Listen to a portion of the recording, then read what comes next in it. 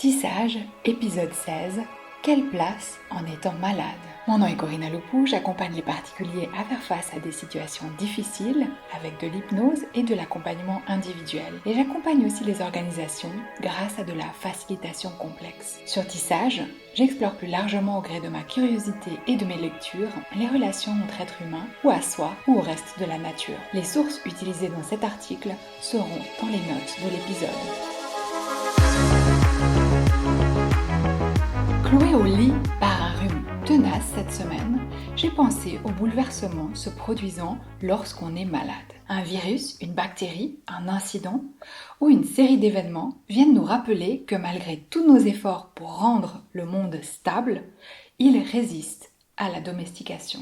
Dans le livre « Le champignon de la fin du monde », Anna Tsing explique que le capitalisme s'est fondé sur l'idée de bâtir une réalité éloignée de la précarité, une réalité stable sur laquelle nous devons avoir le contrôle. Pour cela, il s'agit de couper les liens, vus comme des dépendances par lesquelles nous pouvons redevenir vulnérables, car c'est par là que les contaminations peuvent s'insinuer. Avec la science, entre guillemets, ayant comme injonction de peaufiner des technologies aptes à contrôler le monde, le tableau se complète. Le récit linéaire du progrès est posé.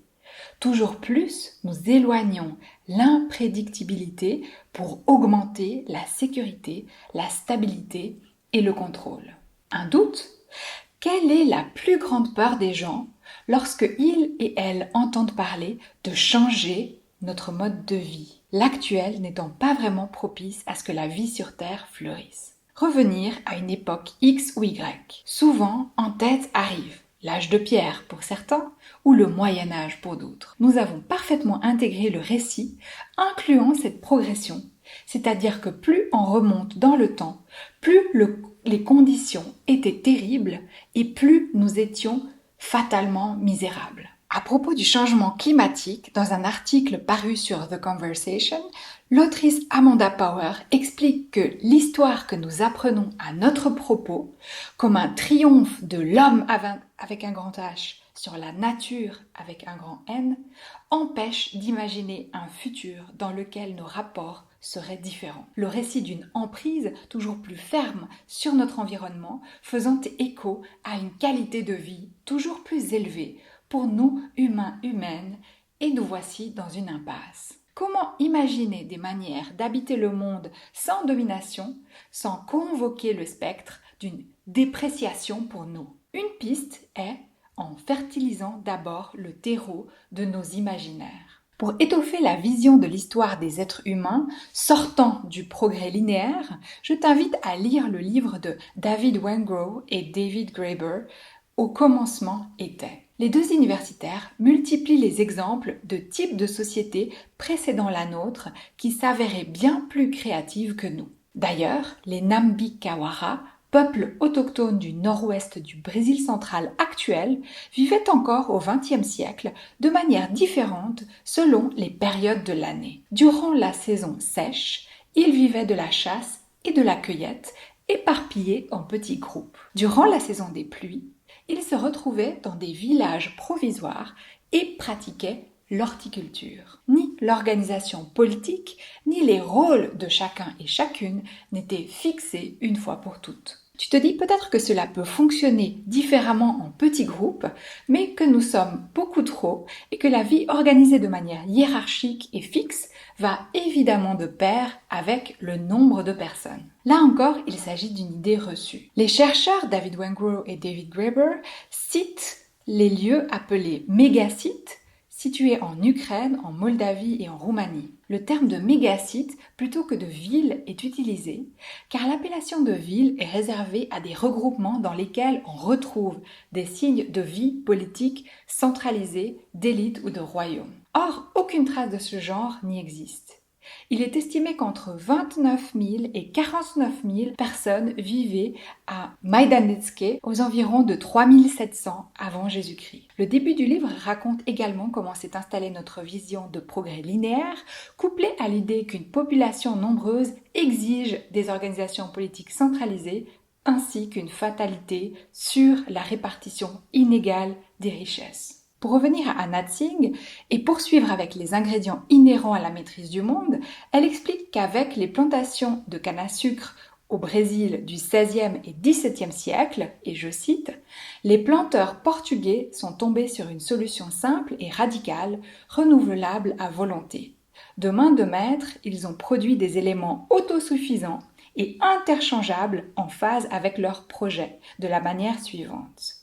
Exterminer les peuples et les plantes locaux, aménager à leur goût des terres sciemment dépeuplées, sans risque que quiconque les réclame, et enfin recruter des forces de travail issues de cultures lointaines et isolées. Ce modèle de scalabilité du paysage est devenu une source d'inspiration pour l'industrialisation et la modernisation plus tardive. » Fin de la citation. Voici les ingrédients visant à atteindre le contrôle, déraciner les personnes et les plantes afin d'éviter les contaminations possibles s'opérant à travers les liens existant dans un écosystème où s'entremêlent différentes espèces. Il faut aussi éviter que les personnes ne puissent être distraites par autre chose que leur travail, c'est-à-dire les couper le plus possible de leur milieu d'origine, de leur famille, de leurs amis. Plusieurs questions me viennent à l'esprit. Est-ce aussi en partie pour ça que l'idée de travailler depuis chez soi provoque autant de remous? Est-ce aussi en partie pour cela que la mobilité liée à la sphère professionnelle est encouragée? En tout cas, une chose est sûre, rester là où l'on a grandi, s'il s'agit d'un village ou d'une petite ville, est très mal vu dans mon entourage. Comment est-ce pour toi? Autre question liée à cet agencement portant sur le contrôle. Qu'est-ce que cela nous dit des attributs valorisés chez les personnes? Il en résulte l'impératif de devenir indépendante des autres, de ne compter que sur soi-même, d'être fort, forte, jeune, en bonne santé physique et mentale, parce que avoir de la valeur dans ce type d'agencement est centré autour de ses capacités à se montrer productif et productive. Et que se passe-t-il lorsqu'on perd ces attributs? Quelle place a-t-on dans les cultures occidentales ou occidentalisées si l'on est physiquement malade ou souffrante au niveau de sa santé mentale, ou si l'on est âgé, ou si l'on est avec des traits nous rendant moins forts, moins fortes et moins efficaces ou efficientes. Tous ces cas sont des incursions dont on ne sait que faire dans le récit moderne visant à éliminer l'imprédictibilité. La charge revient généralement aux personnes concernées de montrer qu'elles ne font pas vaciller le modèle.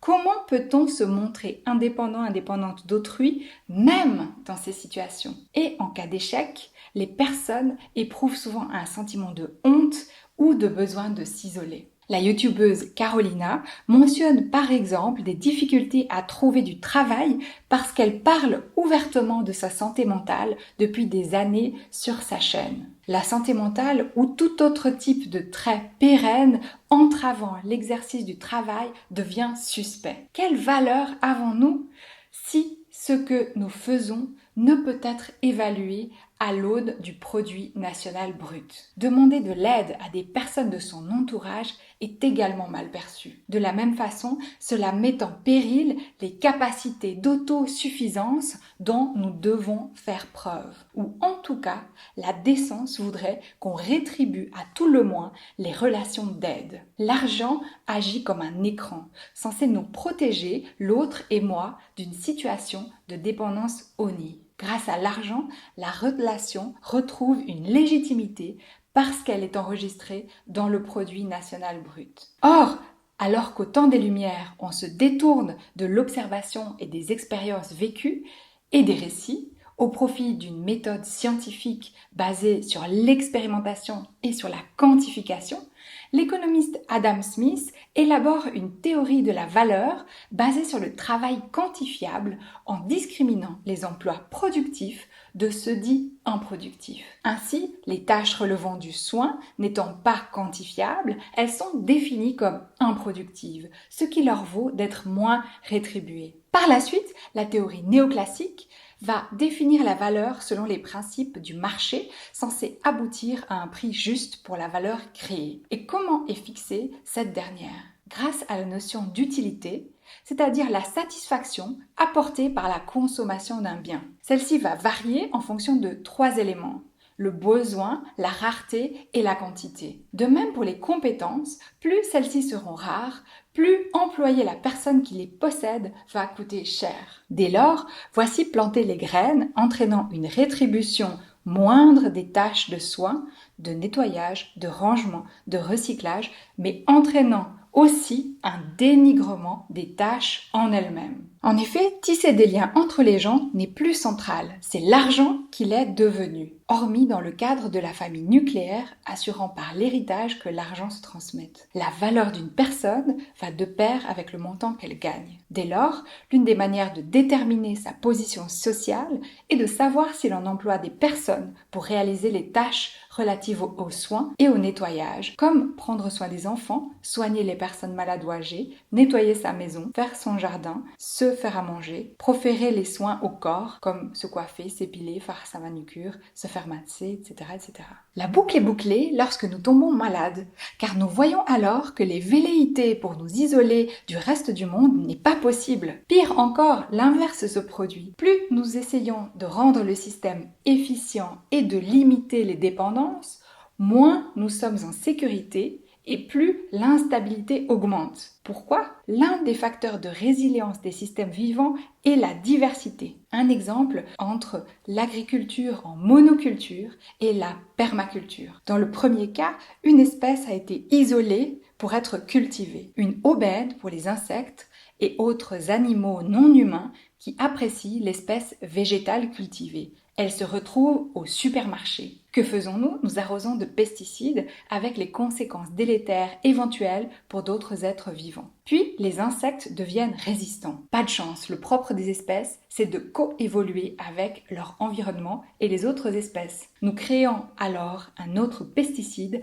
aux conséquences néfastes collatérales pour les espèces non visées, mais éradiquées au passage. Et les insectes coévoluent à nouveau, etc., etc.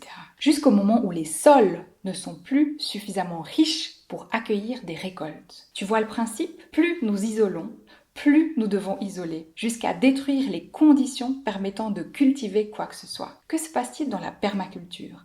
Plusieurs espèces sont plantées ensemble pour se compléter, cohabiter et se protéger. Ainsi, ce sont aussi plusieurs types d'insectes et d'animaux non humains qui sont attirés. L'équilibre se produit naturellement. Il y a peu de risques que tout ce qui est mangeable ne soit détruit en une seule fois. Par crainte de la précarité, nous avons voulu nous rendre indépendants des autres êtres humains et des autres espèces. Et c'est cela même qui nous conduit dans la précarité, car l'indépendance ne rend pas plus fort, mais au contraire plus fragile. Pour aller plus loin, je te propose de faire un zoom sur toi. Rappelle-toi d'un jour ou d'une période où tu étais malade au point où tu ne pouvais pas aller travailler. Comment l'as-tu vécu ? Était-ce facile ou difficile de devoir rester à la maison ? Rappelle-toi d'une situation où tu gagnais moins d'argent que d'autres de tes fréquentations proches. Comment c'était pour toi ?